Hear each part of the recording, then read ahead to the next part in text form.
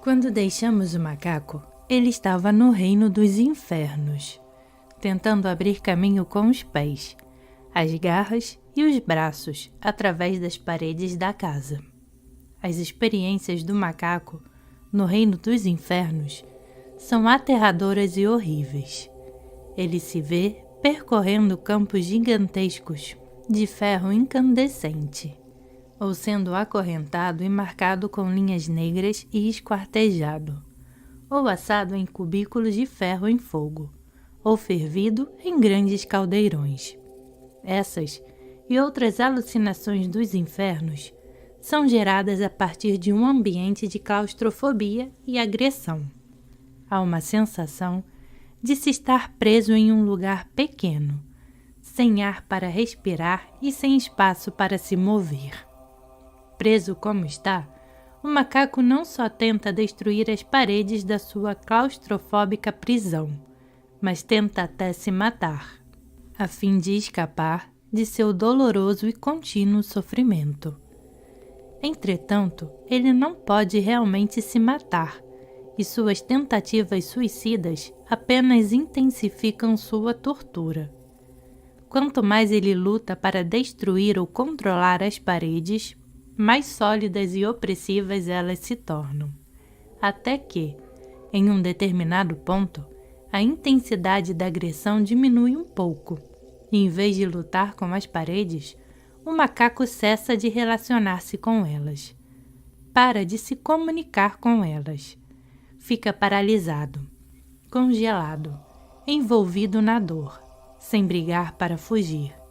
Aqui, ele experimenta diversas torturas que envolvem passar frio extremo e viver em áreas acres, estéreis, desoladas. Porém, finalmente o macaco começa a sentir-se exausto de tanto lutar. A intensidade do reino dos infernos diminui. O macaco começa a relaxar e repentinamente enxerga a possibilidade de um modo de ser mais aberto, mas espaçoso. Ele anseia por esse novo estado, e esse é o reino dos fantasmas famintos ou preta louca. A sensação de empobrecimento e de estar faminto por algo que o alivie. No reino dos infernos, ele vivia tão ocupado com sua luta que não tinha tempo nem de pensar na possibilidade de alívio. Agora, experimenta uma grande fome por condições mais agradáveis, mais espaçosas, e fantasia inúmeras maneiras de satisfazê-la. Pode imaginar estar vendo um espaço aberto muito distante, mas, quando aproxima-se dele, encontra um vasto e terrível deserto. Ou pode ver uma exuberante árvore frutífera à distância, mas ao aproximar-se, descobre que ela não tem frutos ou que alguém a está guardando. Ou o macaco pode voar para um vale aparentemente viçoso e fértil, só para encontrá-lo cheio de insetos venenosos e de cheiros repulsivos da vegetação apodrecendo. Em cada uma de suas fantasias, vislumbra a possibilidade de satisfação. Estende a mão para agarrá-la e logo decepciona-se. Toda vez que parece estar prestes a conseguir prazer, é rudemente despertado do sonho idílico. Mas sua fonte é tão demandante que ele não se deixa abalar, e assim continua a produzir incessantemente mais fantasias de futura satisfação. A dor da decepção envolve o macaco em uma relação de amor e ódio com seus sonhos. Sente-se fascinado por eles, mas a decepção é tão dolorosa que ele também é repelido. A tortura do reino dos fantasmas famintos não é tanto o sofrimento do fato de não encontrar o que se deseja. Ela é, melhor dizendo, a própria fome insaciável que causa o sofrimento. Provavelmente, se um macaco encontrasse grandes quantidades de alimentos, nem sequer tocaria neles. Ou talvez comesse tudo e, em seguida, desejasse mais. Isso ocorreria porque, Fundamentalmente, o macaco se sente mais fascinado com estar faminto do que com saciar a fome. A rápida frustração das suas tentativas de satisfazer a fome permite-lhe ter fome, outra vez.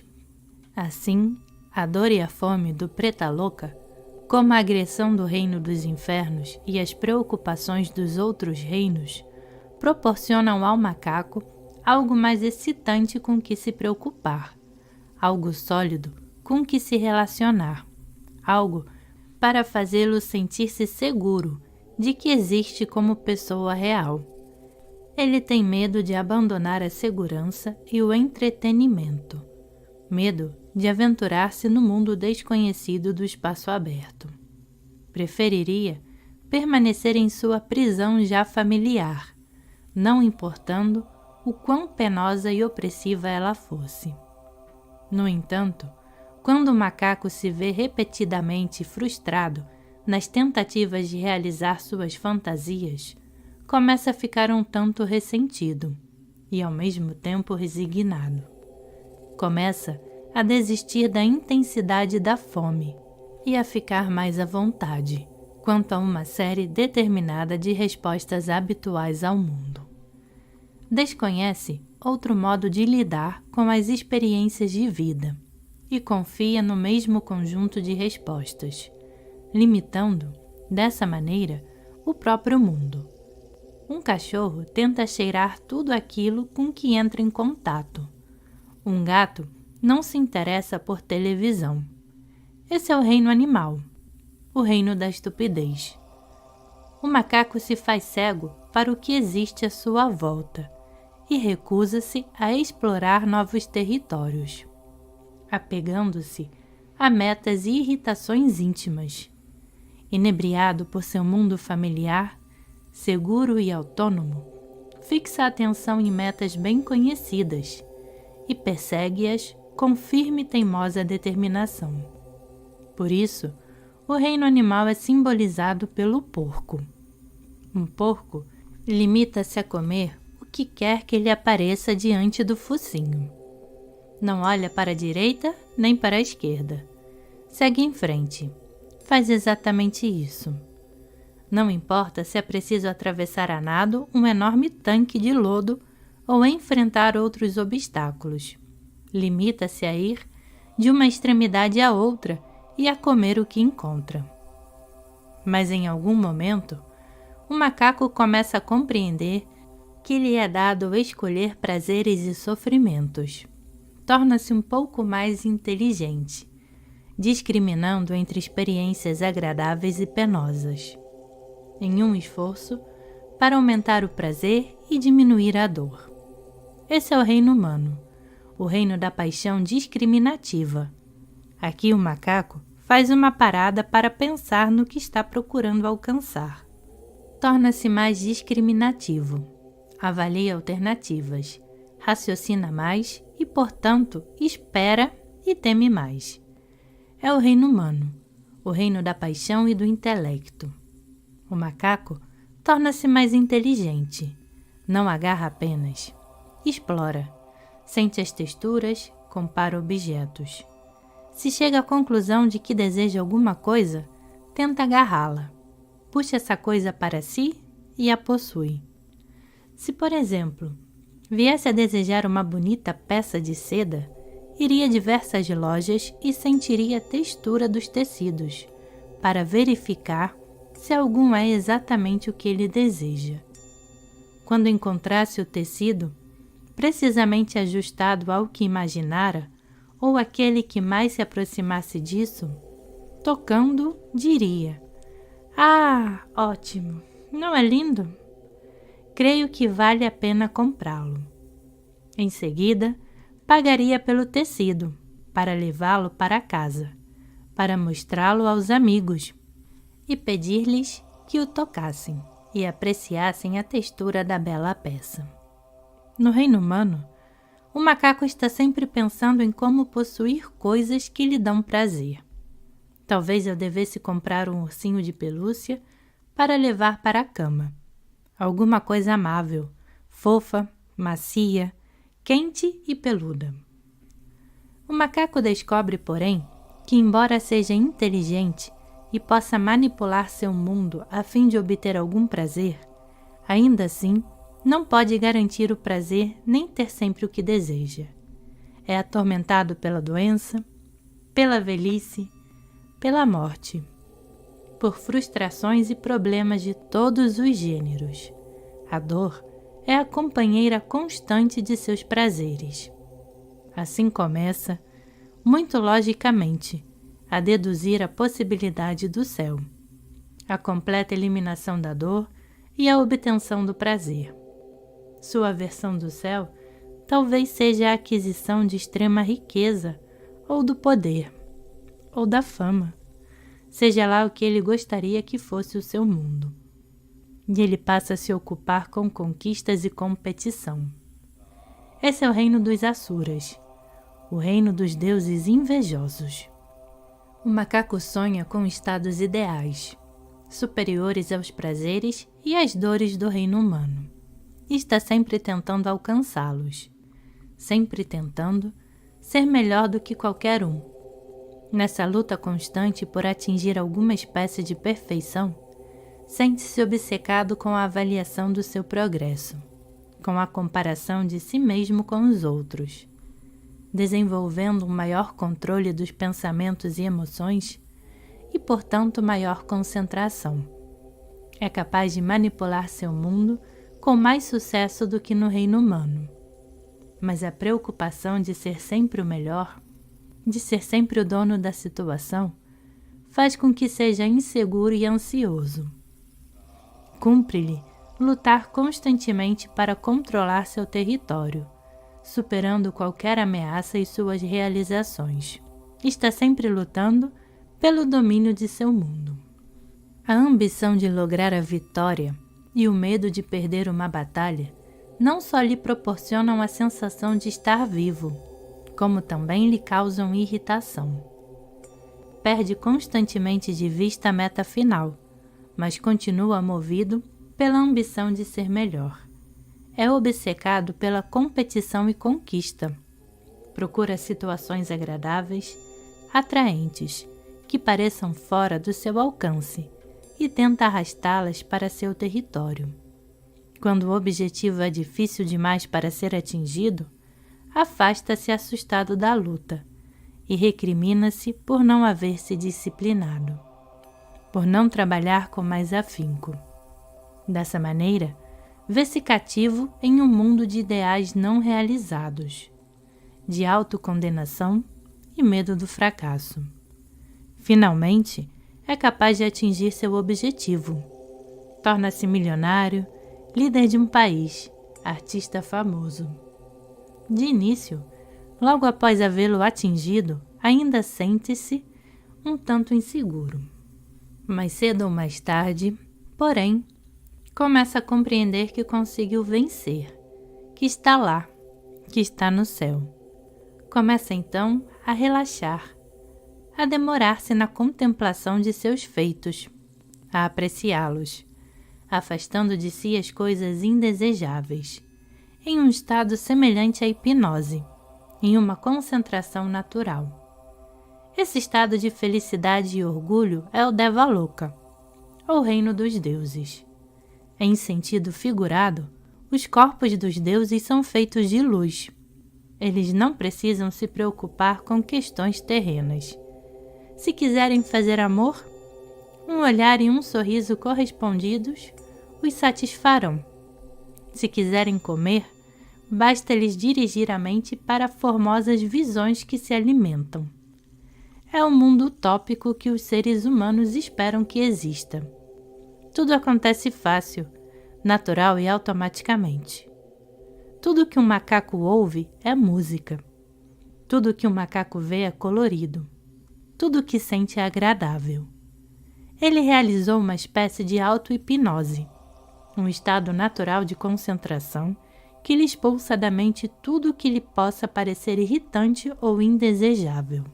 Então, o macaco descobre que pode ir além dos prazeres sensuais e das belezas do reino dos deuses, e entrar em dhyana, ou estados de concentração do reino dos deuses sem forma, que é o requinte máximo dos 6 reinos.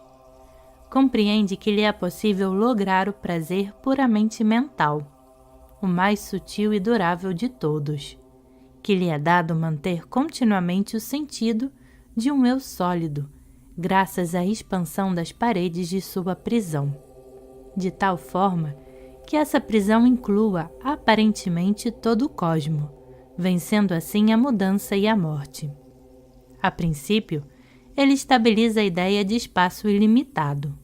Ele está aqui e o espaço ilimitado está ali. E ele o observa. Impõe a sua ideia pré-concebida ao mundo. Cria o espaço ilimitado e alimenta-se dessa experiência. A fase seguinte é a da concentração na ideia da consciência ilimitada.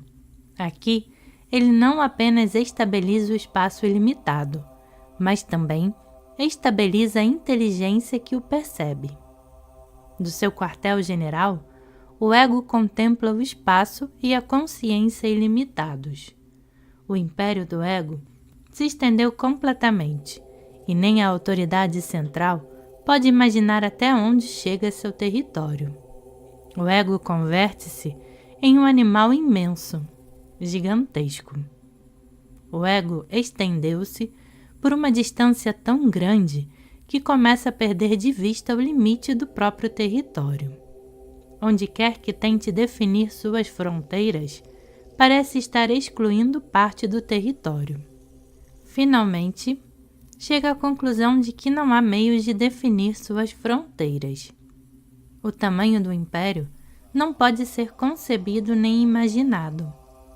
Visto que inclui tudo, não se define como isto ou como aquilo. De modo que o ego concentra-se na ideia de não isto e não aquilo, na ideia de que não se pode conceber nem imaginar. Finalmente, porém, até esse estado mental é superado quando o ego compreende que a ideia de ser inconcebível e inimaginável é em si mesma uma concepção. Daí o ego passa a se fixar na ideia da negação de não isto e não aquilo. A ideia da impossibilidade de afirmar qualquer coisa é algo do qual o ego alimenta-se, do qual orgulha-se, com a qual identifica-se, e que utiliza, portanto, para manter sua própria continuidade. Esse é o mais elevado nível de concentração e conquista que a confusamente sansárica pode alcançar. O macaco conseguiu atingir o derradeiro nível da conquista, mas ele não transcendeu. Todavia, a lógica dualista da qual ela depende. As paredes da sua casa continuam sólidas, conservam ainda a qualidade do outro, em um sentido sutil. O macaco pode ter logrado harmonia, paz e felicidade temporárias, através de uma aparente união com suas projeções. Mas a coisa toda está sutilmente fixada. É um mundo fechado. Tornou-se tão sólido quanto as paredes. Alcançou o estado de egoidade. Ele ainda preocupa-se com sua segurança e com valorizar a si mesmo. Ainda está preso a ideias e conceitos fixos a respeito de si mesmo e do mundo. Ainda leva muito a sério as fantasias do quinto skanda, uma vez que seu estado de consciência se baseia na concentração, na fixação no outro. Cumpre-lhe verificar e manter continuamente sua realização. Que alívio estar aqui no reino dos deuses. Finalmente o consegui. Realmente o consegui. Mas espere aí, será realmente que consegui? Ah, lá está ele. Sim, eu consegui. Eu consegui. O macaco supõe haver conseguido o nirvana, mas na realidade conseguiu apenas uma condição temporária do estado de egoidade. Mais cedo ou mais tarde, a fixação esgota-se e o macaco começa a entrar em pânico. Sente-se ameaçado, confuso, vulnerável e mergulha no reino dos deuses invejosos. Mas a ansiedade e a inveja do reino dos deuses invejosos são avassaladoras, e o macaco fica preocupado pensando no que saiu errado. Por isso, regressa ao reino humano. Mas o reino humano é também muito doloroso. O esforço contínuo de imaginar o que está acontecendo, o que não deu certo, apenas aumentam a dor e a confusão. Eis porque o macaco foge da hesitação e da perspectiva crítica do intelecto humano e mergulha no reino animal, onde começa a mover-se pesadamente, ignorando o que está a seu lado, fazendo-se de surdo-mudo às mensagens que podem desafiar a segurança de seguir caminhos estreitos e familiares. No entanto, mensagens do meio ambiente acabam por chegar a ele, e a fome de consumir algo mais se desenvolve. A saudade do reino dos deuses torna-se muito forte e aumenta a intensidade da luta para voltar a ele. O macaco imagina-se desfrutando os prazeres do reino dos deuses, mas dura pouco a satisfação decorrente da fantasia de saciar a fome, e logo ele se sente faminto outra vez. A fome continua indefinidamente, até que o macaco, esmagado pela frustração da fome recorrente, mergulha em uma luta ainda mais intensa para satisfazer seus desejos. Sua agressão é tão intensa que o ambiente à sua volta responde com igual agressividade, e desenvolve-se uma atmosfera de calor e claustrofobia. O macaco se vê de volta aos infernos. Conseguiu traçar um círculo completo do inferno ao céu e vice-versa. Esse ciclo perpétuo de luta, conquista, desilusão e dor é o círculo do Sansara, a reação kármica em cadeia da fixação dualista. Como o macaco pode sair desse ciclo de aprisionamento, que é autossuficiente e aparentemente sem fim? É no reino humano que surge a possibilidade de quebrar a cadeia kármica ou círculo do Sansara.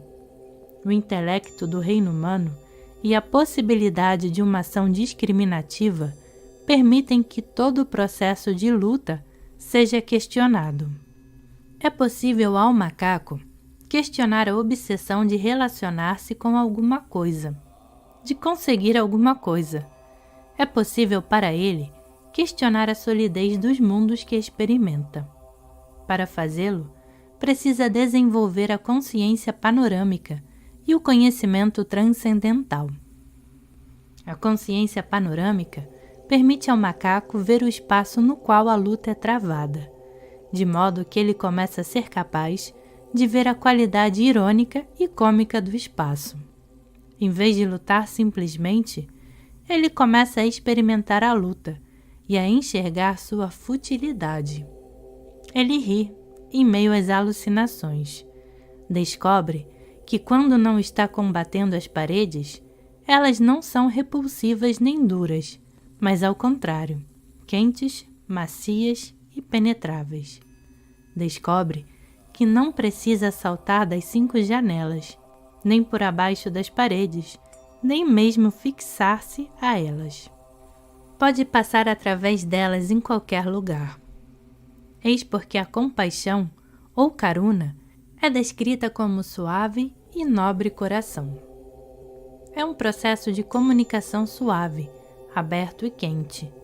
A clareza e a precisão do conhecimento transcendental permite ao macaco ver as paredes de maneira diferente. Ele começa a compreender que o mundo nunca esteve fora dele, que o problema foi criado por sua própria atitude dualista, pela separação entre o eu e o outro. Começa a compreender que ele mesmo empresta solidez às paredes, que ele mesmo se faz prisioneiro através da ambição, e assim compreende que para livrar-se da prisão é necessário abandonar a ambição de fugir e aceitar as paredes tais como são. Pergunta: E se alguém nunca sentiu de verdade a necessidade de lutar? Se nunca chegou a desejar sair de casa? Talvez sinta um pouco de medo do que existe do outro lado das paredes e assim as utilize como proteção. Resposta: de um modo ou de outro, se esse alguém é capaz de estabelecer um relacionamento amistoso com as paredes, elas deixarão de existir como tais. Por mais que as queira usá-las como proteção, elas já não estarão lá. É muito paradoxal o fato de que, quanto mais você se desagrada da parede, mais forte e grossa ela se torna, e quanto mais faz uma amizade com ela, mais ela desaparece. Pergunta: eu gostaria de saber se a dor e o prazer estão em pé de igualdade com a discriminação intelectual entre o bom e o mal, ou entre o certo e o errado. Essa discriminação se deve a uma atitude subjetiva? Resposta: sou da opinião de que o prazer e a dor nasceram na mesma espécie de terreno. Via de regra, as pessoas consideram a dor má e o prazer bom, de forma que o prazer é tido como alegria e bem-aventurança espiritual, estando ligada ao céu, enquanto a dor é associada ao inferno. Nessas condições, se você for capaz de ver o absurdo e a ironia de suas tentativas de alcançar o prazer pela rejeição da dor, temendo a dor extrema e assim esforçando-se por seguir no rumo do prazer, verá que tudo é muito engraçado. Algum senso de humor está faltando nas atitudes das pessoas em relação ao prazer e à dor. Pergunta: você declarou anteriormente que nós criamos desvairadamente o mundo fenomênico e desejamos fugir dele. Compreendo que o ensinamento budista afirme que o mundo fenomênico é simplesmente a manifestação do vazio. Assim eu lhe pergunto: do que estaríamos fugindo?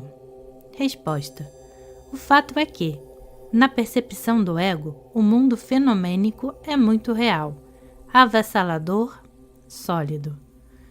Pode ser que ele seja alucinatório de fato, mas no que diz respeito ao macaco, a alucinação é inteiramente real e sólida. Do confuso ponto de vista do macaco, o próprio pensamento torna-se muito sólido e tangível. Não basta dizer que essas alucinações não existem porque forma é vazio, e vazio é forma. Procure convencer disso um macaco neurótico. No que lhe diz respeito, a forma existe, sólida e pesada. É real para o macaco, porque ele está tão obcecado por ela que não permite nenhum distanciamento para vê-la de outra maneira. Demasiado ocupado com suas contínuas tentativas de reforçar a própria existência, ele nunca permite uma brecha. Nessas condições, não há lugar para a inspiração, não há lugar para ver outros aspectos, ângulos diferentes da situação. Do ponto de vista do macaco, a confusão é real. Quando temos um pesadelo, esse pesadelo, no momento em que ocorre, é real, terrivelmente assustador. Por outro lado, quando voltamos a vista para trás e enxergamos a experiência, ela não parece ter sido mais do que um sonho. Não podemos usar dois tipos de lógica simultaneamente. Temos de ver o aspecto confuso por inteiro, a fim de compreendê-lo claramente e enxergar o seu absurdo.